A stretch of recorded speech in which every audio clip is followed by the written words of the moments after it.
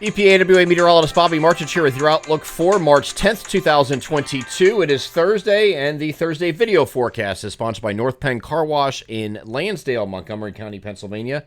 Join the Unlimited Car Wash Club starting at just $13.95 per month. It's the only place where weather doesn't matter, and you can wash your car or truck as many times as you like within the calendar month for one low monthly rate. That's right, anytime you want to go within the month, you can go. So if you have to get rid of salt, and then it snows again, like it's going to do again Saturday in some places, you don't have to worry about wasting your money. You go back and wash your car as many times as you want during the month. They are North Penn Car Wash, 986 Sumneytown Pike in Lansdale, Montgomery County, Pennsylvania. Proud sponsors of the Thursday video forecast. A lot to talk about again in this video, and it's going to be centered around Saturday.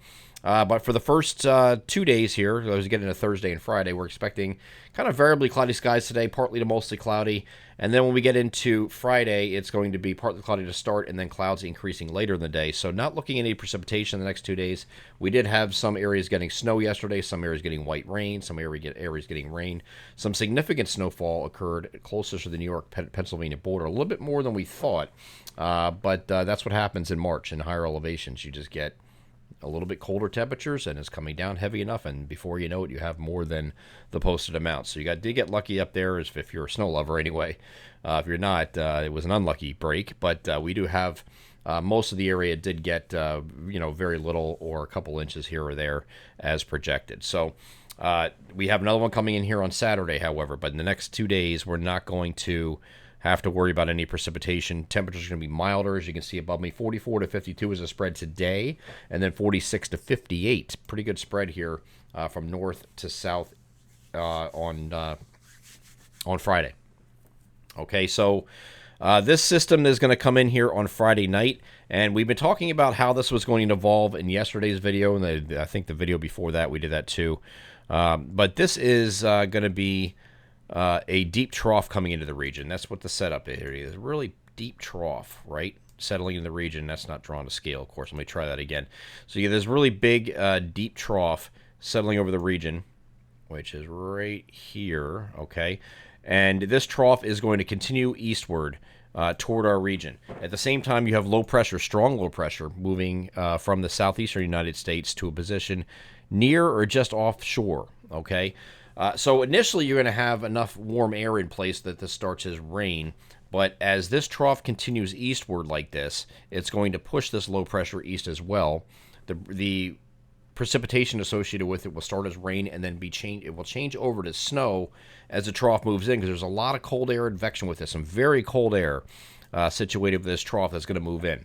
Okay, so you're going to start off as rain, maybe go over to some sleet for a little bit as you transition it, and then go over to snow from west to east during the day here on Saturday. And this transition is going to occur from maybe late morning already all the way through the course of the afternoon on Saturday. Okay, but I do think you're going to start either very late Friday night or Saturday morning as rain and then go over.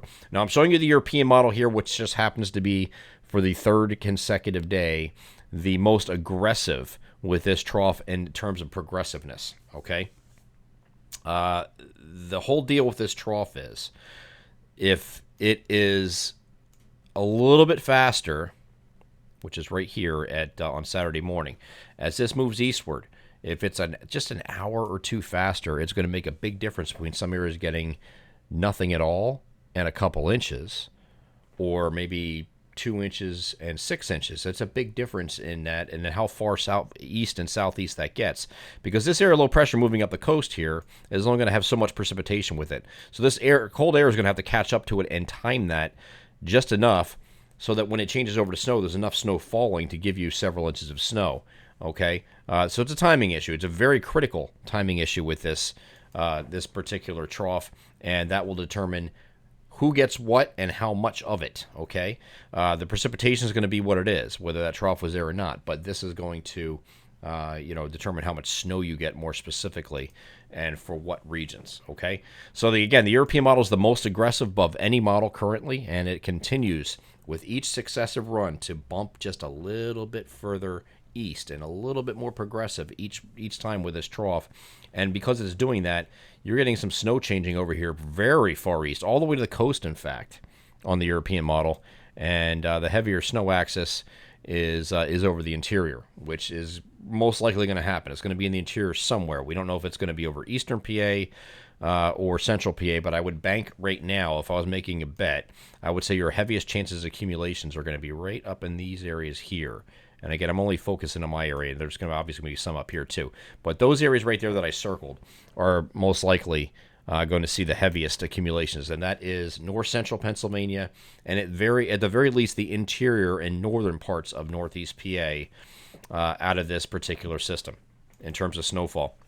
I'm talking about snowfall here as the headline, but there are other equally, if not worse, impacts that are going to be part of the system too, and we'll get to that in a second. Okay, so this is the most aggressive system. It ends very early on either late Saturday afternoon or early evening on Saturday, and then overnight you turn very cold.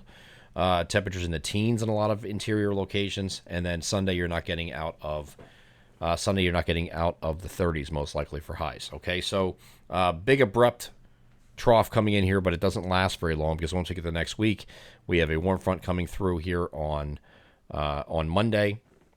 Monday or Monday night, and you'll have temperatures warming up to near average on Monday, and then after that we are turning on the jets again right back toward the 60-degree mark, if not above, as we get to Tuesday and Wednesday of next week. Okay, so that is the deal with the week ahead. Now let's take a look at the close-up, and I'm going to use the Canadian model here because it's not quite as aggressive as the European model, but it gives you a good idea of the precipitation type breakdown here in close-up. Here is the rain moving in either late Friday night or Saturday morning, and you can see this transition from west to east as this goes over to snow.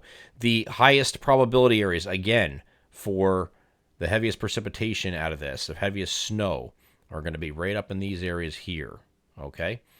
So again, I'm not worried. There's going to be up here too, but I'm not really worried about that. So these areas here that I circled, I'll continue to circle over here. Those areas there are probably the highest probability to see a significant snowfall and perhaps see more than 6 inches of snow out of this, okay? That's a pretty good chance, a very high probability chance of seeing that according to the ensembles, okay?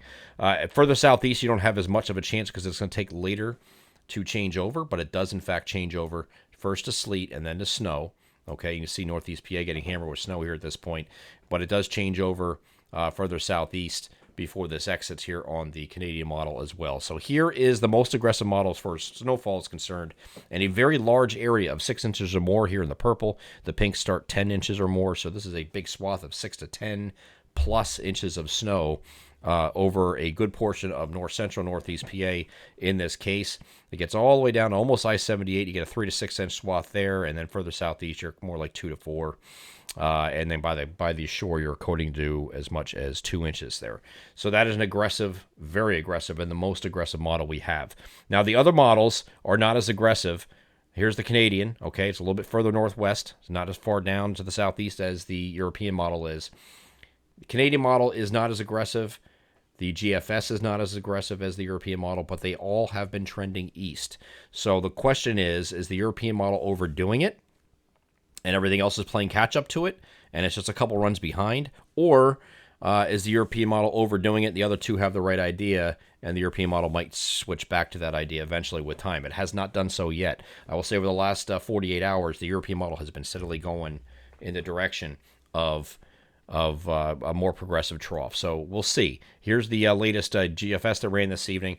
Not nearly as aggressive southeast with this, but it does still hit those same north central and northeast PA areas, far interior northeast PA areas with a lot of snow. So again, as far as probability is concerned, they all agree that these areas are going to get hammered, okay? All of those areas, same areas, are going to get hammered. It's just how far southeast does this get before the precipitation shuts off? That is the question, okay? And how much more involved our region is with this particular snowfall. Now, again, this is something that today's only Thursday. We have a lot of runs to go through here between Thursday and Friday before we put any maps out. But we'll see how this trends over the next 24 to 36 hours, and then we'll come up with the map call with this. This is not the most important thing of this storm, I don't think, though. The more important things are the rapid temperature drop. Here's the temperatures in the morning on Saturday. You can see a lot of 40s, 40 to 45-ish stuff down here in our southeastern areas. Well, watch what happens the next couple hours as that cold air works in. Cold air advection is going to create a flash freeze situation. So snow aside, you're still going to have freezing temperatures because this is going to crash pretty rapidly, and any standing water that was left over from that rain initially is going to freeze either way. okay? And then you probably get some snow on top of that too in some areas, okay? So it's a rapid freeze, and then overnight you get into the teens here in the interior. That's pretty cold. The second part of that is the wind, okay? This is going to announce itself when it comes in. The cold air advection comes in. It's going to be very windy, and here is that wind coming in during the afternoon and extends into the evening, and you get some wind gusts here that are easily 30 to 40 miles per hour, some peak gusts that are higher than that. This particular model, which is the NAM, it's long range. It's only suggesting maybe 40 to 45 for peaks. I have seen some other short range guidance that is suggesting that 50 is possible out of this too. So we could have another windy event. Not a squall line this time, but with that cold air advection rushing in like that, something's got to give. When you go from temperatures that are warm ahead of it or warmer, and then you get temperatures down in the teens overnight, something's got to give in order to break that. And that is the cold air advection responsible for not only the changeover from rain to snow, but also the falling temperatures, and that's going to be brought in by this wind. So expect that to go through the evening hours, and then once you get past midnight, this starts to die off a little bit gradually as we go through the course of the overnight. Okay, so we have a lot of things to go through over the next 24 to 36 hours. And again, there's the rest of the week looks like it's good. It's going to warm up next week. I personally feel, and I posted this on Twitter yesterday, that this Saturday is our last legitimate wintry threat of the season of any significance. Can't say I can't completely rule out some BS event like we had yesterday, but it's becoming more and more unlikely that's going to happen, especially when looking at the long range temperature patterns. It should stay pretty warm here going forward. So we'll see how that works out. You might get something thread the needle in there, but the chances are getting pretty low and increasingly lower as we move forward in time. I'm EPAWA meteorologist Bobby Marchers. That is your outlook for March 10th, 2022. Have a great Thursday.